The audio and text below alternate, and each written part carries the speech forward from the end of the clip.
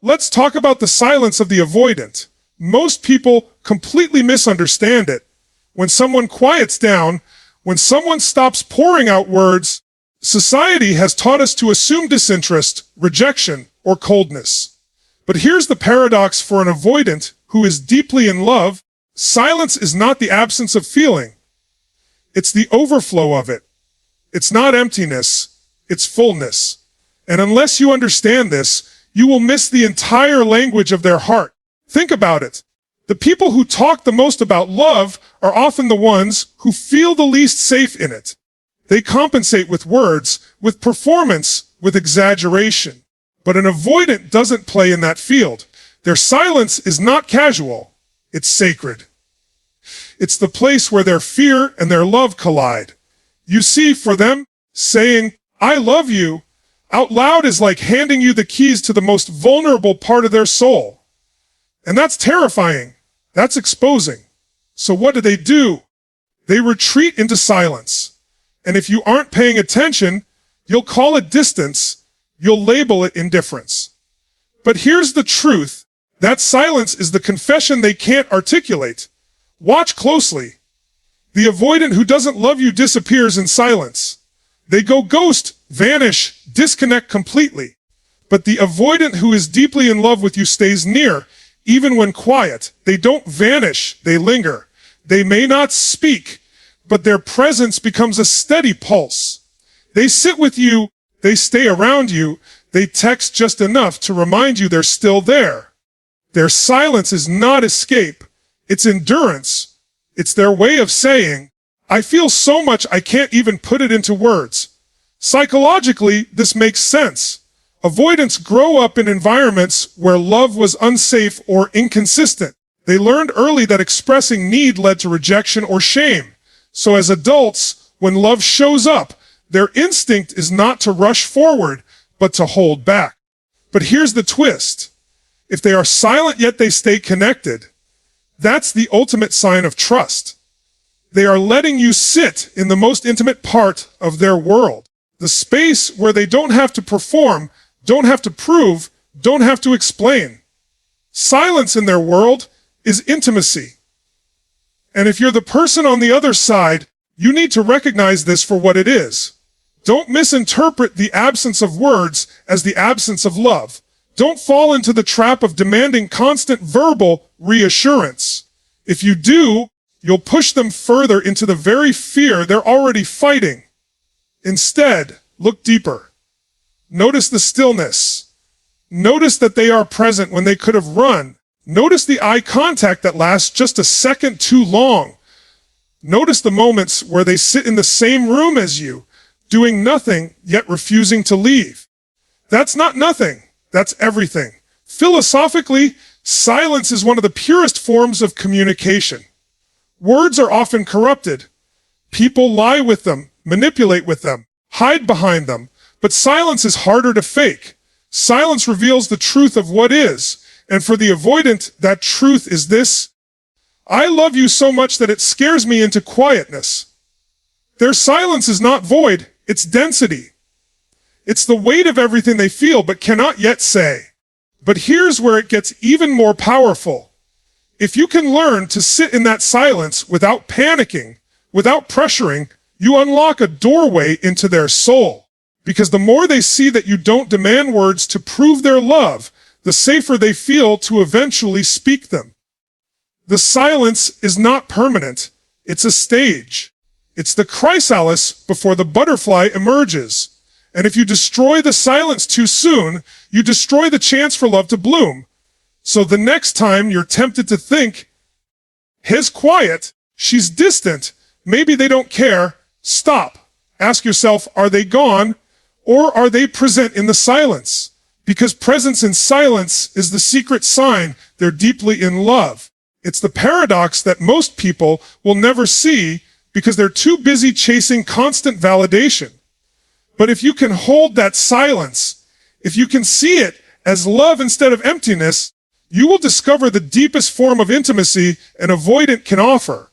And here's the final truth: silence doesn't mean nothing is happening. It means everything is happening beneath the surface. Their silence is the loudest "I love you" you'll ever hear, if you have the ears to listen. Now let's step into something that most people miss entirely: the rhythm of an avoidance behavior.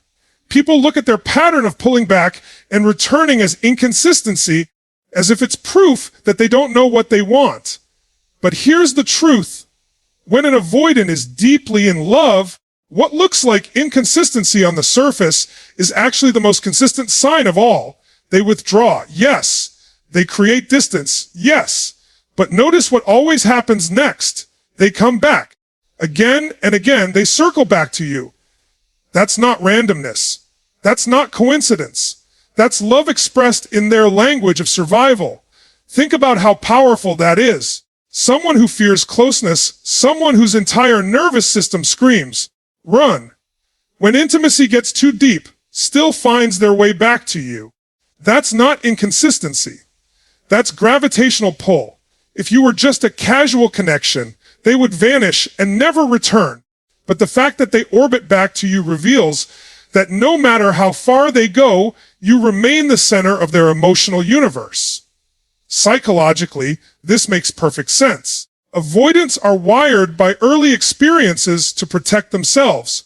The closer they get to love, the more vulnerable they feel, and the instinct is to retreat. But love has a funny way of rewriting those old survival scripts.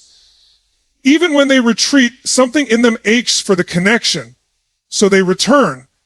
And when they do, you have to understand, it's not weakness, it's not confusion, it's proof.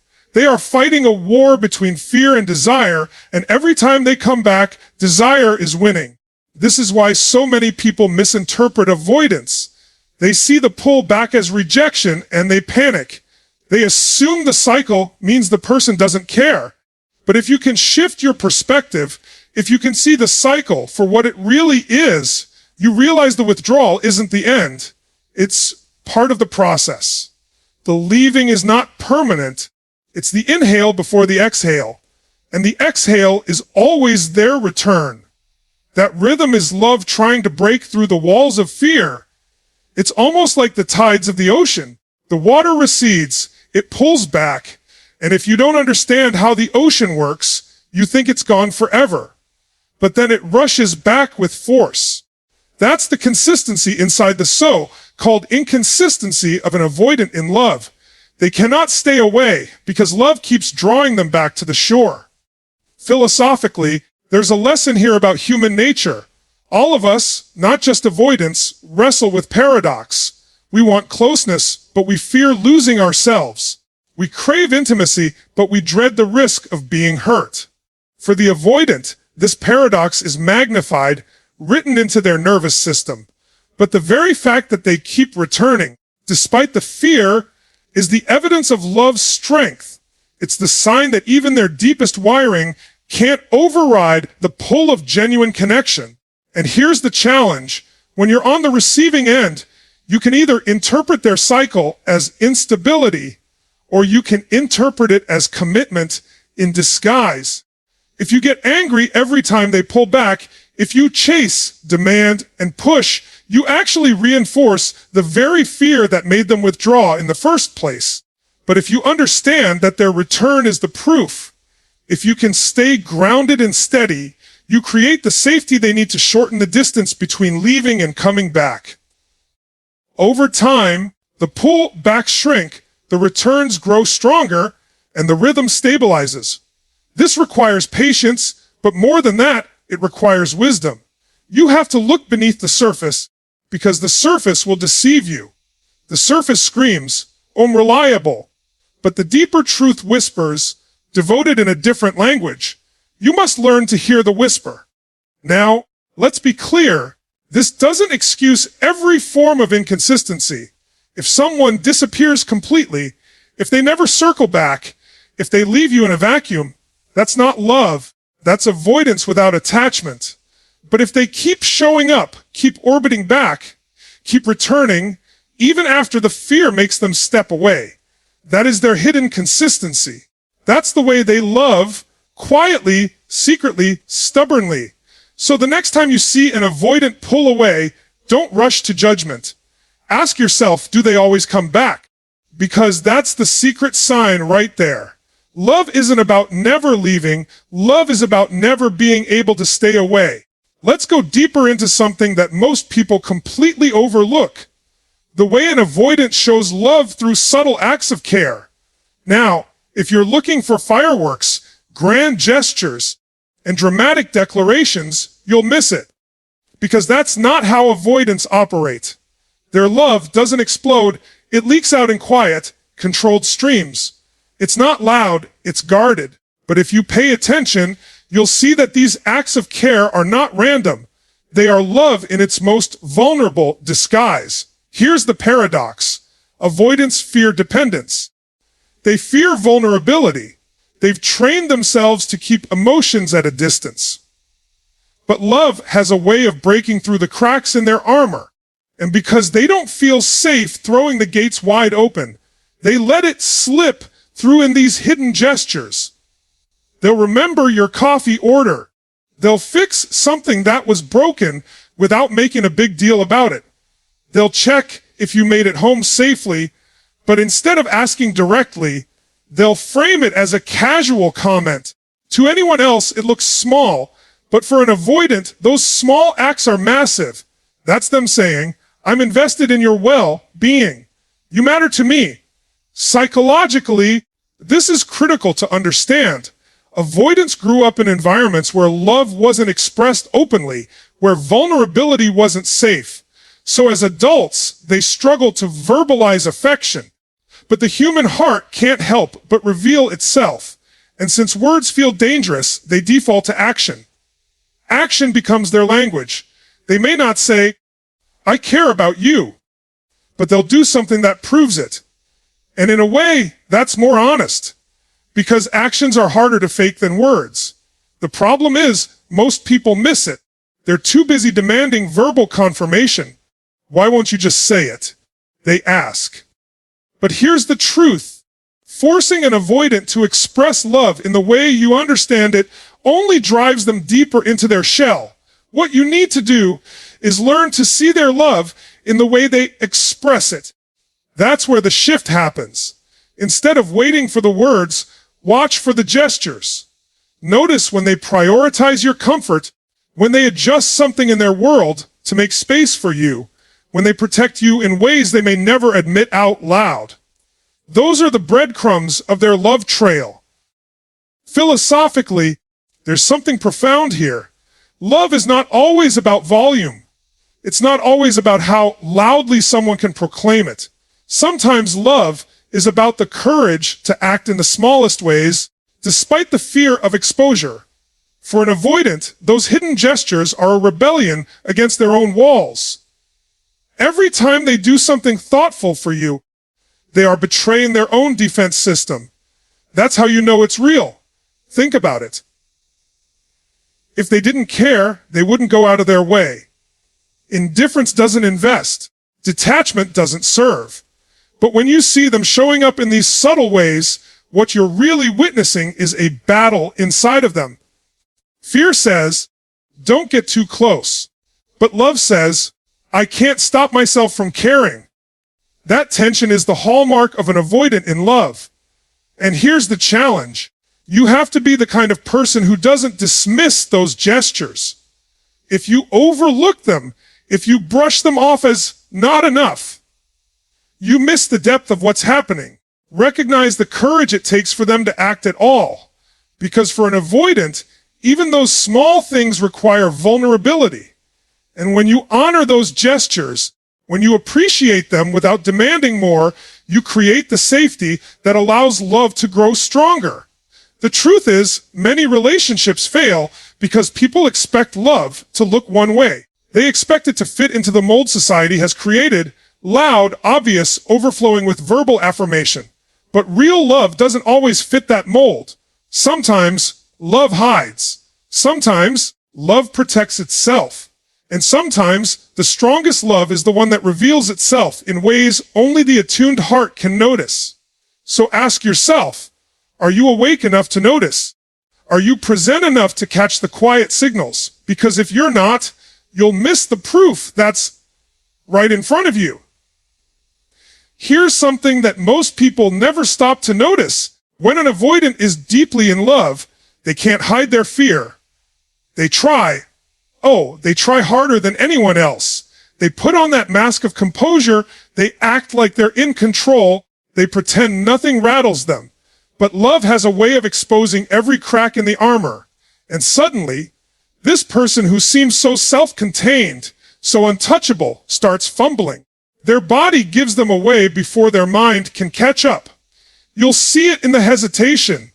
You'll see it in the way they stumble over simple words when they're usually sharp and clear. You'll see it in the awkward pauses, the nervous laugh, the inability to hold your gaze for too long because they're terrified you'll see for too much if you look too deep.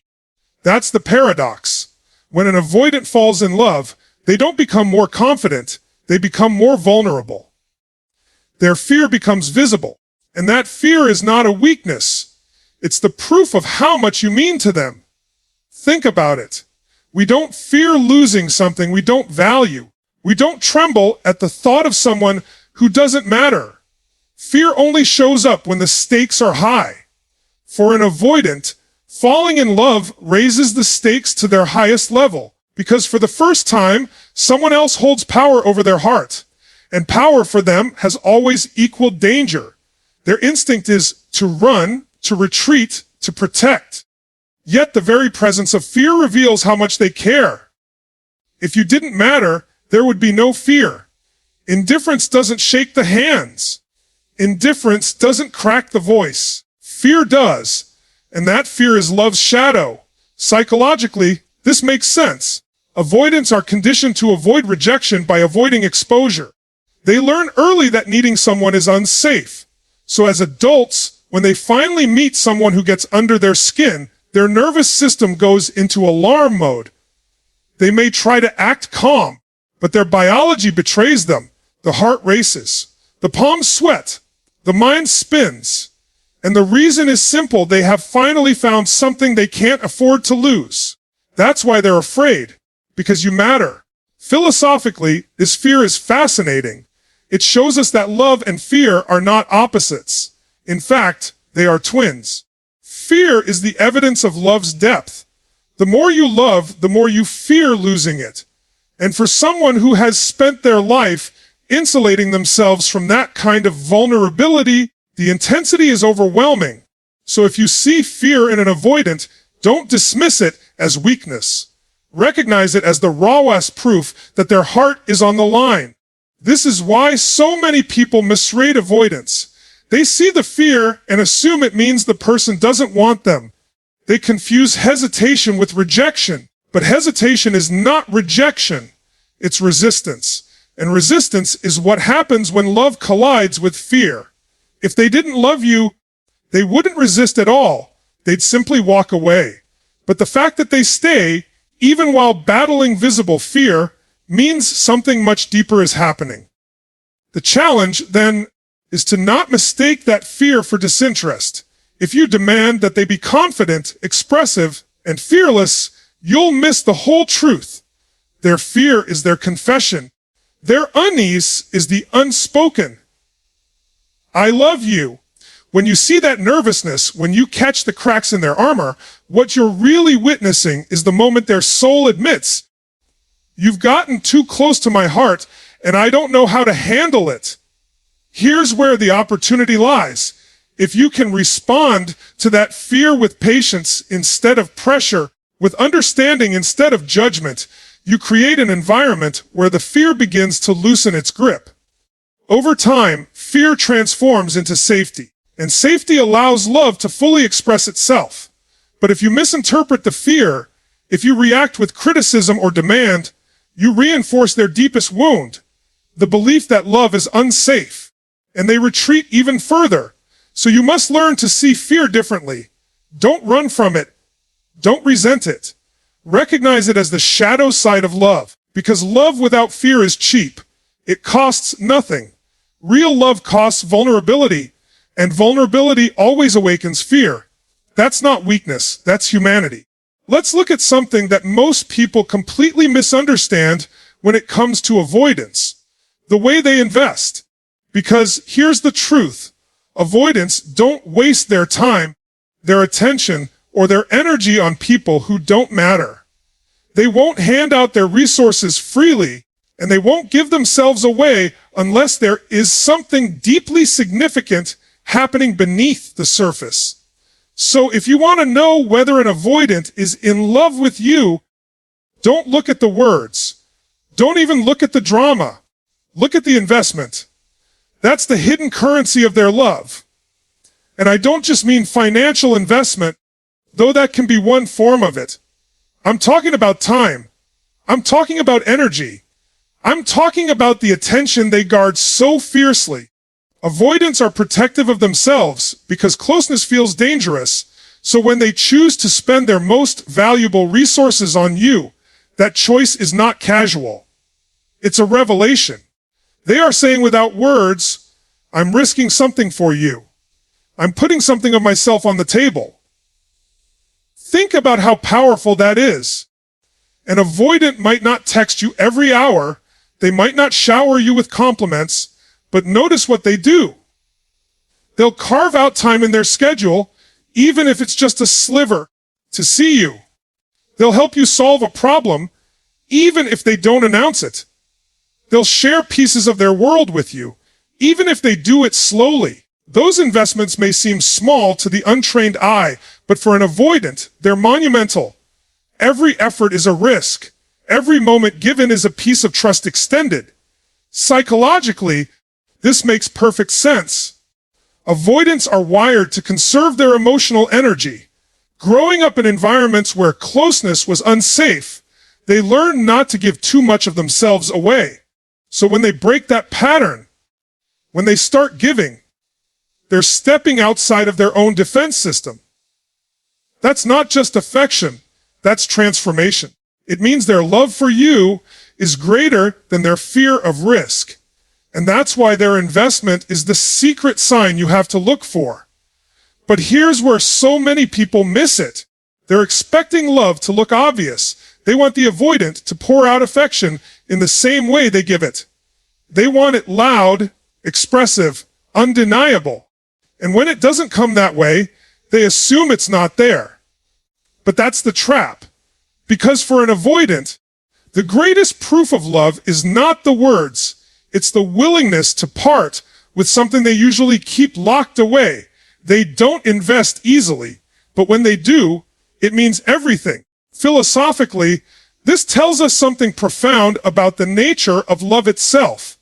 Love isn't just about emotion. It's about sacrifice. It's about what we're willing to give up, what we're willing to risk, what we're willing to place in someone else's hands. And for the avoidant, whose entire life strategy is built on minimizing risk, their willingness to invest is not just an act of love. It's an act of courage. They're going against their own programming. They're saying, you're worth breaking my own rules for. So how do you recognize this invisible investment? Pay attention. Look at where they spend their time. Do they show up for you, even when it's inconvenient? Do they remember things you said, things that matter to you, and adjust their actions accordingly? Do they let you into parts of their life they don't normally share? That's not casual. That's not random. That's love dressed up as practicality. And here's the key. You have to respect it. If you dismiss their investment as not enough, you'll push them back into the very walls they were starting to tear down. But if you recognize it, if you honor it, if you see the weight behind those small gestures, you create an environment where their investments grow larger and larger. What begins as small, guarded acts can grow into full expressions of love, but only if you recognize the seed for what it is. Because here's the truth, the investment of an avoidant is not just about you. It's about them rewriting their entire story. It's about them taking a step into unfamiliar territory where trust is possible and intimacy is safe. And if you can see that, if you can value that, you'll realize you're witnessing something rare. You're watching someone who has spent their life running from closeness, finally make the choice to step toward it. Here's where everything comes together, the moment that reveals the truth of an avoidant's heart more than anything else, what happens when they feel they might lose you. You see, an avoidant can hide their feelings in silence. They can mask them behind distance. They can disguise them with guarded acts of care or downplay their investment as if it means nothing. But the one place they cannot hide is in the panic that strikes when the possibility of losing you becomes real. That's when the truth erupts, and it doesn't always come out in words. Often, it doesn't. It shows up in energy, in behavior, in sudden urgency. This person who once seemed indifferent now becomes restless. They're checking in more. They're paying closer attention. They might even lash out or act frustrated, not because they don't care, but because they care too much and don't know how to control the storm inside. It's not logical. It's primal. Because when love is real for an avoidant, the thought of losing it rips through their defenses and exposes what's been there all along. Think about what that means. This is someone who has built their whole life on the idea of not needing anyone. They've trained themselves to believe they're fine alone. But the moment you slip from their grasp, their reality shatters. And suddenly, the very thing they've spent their life running from, dependence, shows up as the rawest proof of their love. Their fear of losing you is their unspoken confession. You are not just someone in my life. You are the one I can't imagine my life without. Psychologically, this is the breaking point of the avoidance cycle. Up until now, they've managed their feelings with distance, control, or retreat. But loss is the one trigger they cannot fully manage. It bypasses logic and pierces directly into the nervous system. It floods them with a cocktail of emotions they've spent years avoiding: fear, grief, longing, desperation. And in that storm, their defenses collapse. This is why you'll often see avoidants reach out after no contact, after silence, after you pull back. They can endure distance only until the cost of losing you outweighs their fear of closeness. That's the paradox. They don't chase when they feel safe. They chase when they feel you slipping away. Philosophically, this reveals something profound about human love itself. Love shows its truth not when everything is comfortable, but when it's threatened. When we're faced with loss, we discover what matters most. And for the avoidant, who has spent their life convincing themselves they don't need anyone, this moment of panic is sacred. It is the soul confessing what the mouth could not. It is the ultimate contradiction. I've been running from intimacy all my life, but the thought of losing you terrifies me more than closeness ever could. And here's where you, on the other side, must learn to see clearly. When an avoidant begins to panic at the thought of losing you, don't mistake that panic as weakness or manipulation. See it as what it truly is, the unveiling of their heart. This is not the moment to punish them or to demand more proof. This is the moment to recognize the gravity of what's happening, because the panic of loss reveals the depth of love more powerfully than any words ever could. Now, I want you to think about your own life for a moment. How often do we take someone's presence for granted until we feel the risk of losing them? How often do we wait until the edge of absence before we recognize the depth of what we had? That's not just an avoidant pattern, it's a human one. And the lesson here is simple: love becomes clearest at the brink of loss. So instead of waiting for that moment of panic, instead of waiting for absence to reveal what presence could not, start noticing now. Start valuing now. Because if you can see the signs before the panic, you don't have to wait for loss to prove love was there. So here's the bottom line. The unspoken panic of losing you is the avoidant's ultimate confession. It's the moment where fear betrays their silence, where love breaks through every defense. If you've ever wondered, do they love me? Watch what happens when they feel you slipping away. That's where the truth lies. Love always reveals itself most powerfully when it's threatened. For an avoidant, that moment of panic is not the end. It's the proof. And if you can see it, if you can recognize it, you'll understand something most people never do. Their deepest love has always been there, hiding beneath the fear.